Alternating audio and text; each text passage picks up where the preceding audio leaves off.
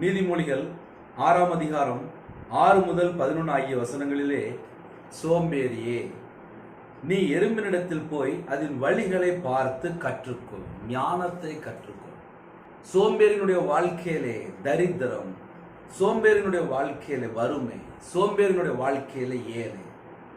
ஒரு மனுஷனுடைய வாழ்க்கையில சோம்பேறியா இருக்கும்போது எல்லாமே நஷ்டம். ஒரு மனுஷன் சுறுசுறுப்பா இருக்கும்போது கையின் கீழே தேவன் ஆசீர்வதிக்கிறார். சோம்பேறியே, நீ எறும்பினிடத்தில் போய் அதன் வழிகளை பார்த்து. அப்ப நம்ம யாரை போக்கஸ் பண்ணணும் அப்படின்னா, எறும்ப போக்கஸ் பண்ணணும் அப்படிங்கிறது. ஏன் எறும்ப போக்கஸ் பண்ணணும் அப்படின்னா, அதுக்கு பின்னாடி அப்படியே அழகா வருது. அதற்கு பிரபுவும் தலைவனும் அதிகாரியும் இல்லாதிருந்தும் கோடை காலத்தில் தனக்கு ஆகாரத்தை சம்பாதித்து அறுப்பு காலத்தில் தனக்கு தானியத்தை சேர்த்து வைக்கும். ஒரு எறும்பு என்ன பண்ணுது அப்படின்னா, கோடை காலத்தில் தனக்கு ஆகாரத்தை சம்பாதித்து அறுப்பு காலத்தில் தனக்கு தானியத்தை சேர்த்து வைக்கும். இப்ப கர்த்தருடைய பிள்ளைகள் இரவு நேரத்தில் யாரெல்லாம் இணைந்திருக்கிறீங்களோ, ஒரு குடும்பம் சுறுசுறுப்பா இருக்கு என்றால் ஆசீர்வாதம். ஐயா, சுறுசுறுப்பா இல்லை அப்படின்னா பலவிதமான பிரச்சனைகளை போய் சிக்கி கொள்றாங்க.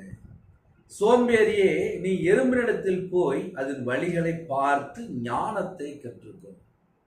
அப்ப எறும்பிட்ட போய் எதை கற்றுக்கொள்ளணும் அப்படின்னா, ஞானத்தை கற்றுக்கொள்ளணும். ஒரு எறும்பு குறித்து ஏன் வேதத்தில் எழுதப்பட்டிருக்கு அப்படின்னா, எறும்பு கோடை காலத்தில் அதுக்கு என்னெல்லாம் வேணும்னு சொல்லி அந்த மைண்ட் செட்டிங்ல போய் உழைச்சிட்டு இருக்கு. இப்ப இந்த கடைசி காலம் நம்ம உழைத்தால் நம்ம குடும்பம் ஆசீர்வதிக்கப்படும். சுறுசுறுப்போட வேலை செய்யும் போது குடும்பம் ஆசீர்வதிக்கப்படும். கோடை காலத்தில் தனக்கு ஆகாரத்தை சம்பாதித்து அறுப்பு காலத்தில் தனக்கு தானியத்தை சேர்த்து வைக்கும். இரவு நேரத்திலே யாரெல்லாம் இணைந்து இருக்கிறீங்களோ, சோம்பேறியே, நீ எவ்வளவு நேரம் படுத்திருப்பாய்? சோம்பேறியே, நீ எவ்வளவு நேரம் படுத்திருப்பாய்? எப்பொழுது உன் தூக்கத்தை விட்டு எழுந்திருப்பாய்? பல மணி நேரம் தூங்கிட்டே இருந்தா அந்த குடும்பம் எப்படி ஆசீர்வாதமா இருக்கும்? சோம்பேறியே அப்படிங்கிறது. நீ எவ்வளவு நேரம் தூங்குவ? நீ எப்பதான் எந்திரிப்ப?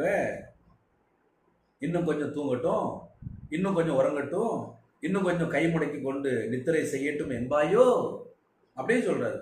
உன் தரித்திரம் வழிபோக்கனை போலவும் உன் வறுமை ஆயுதம் அணிந்தவனை போலவும் வரும்.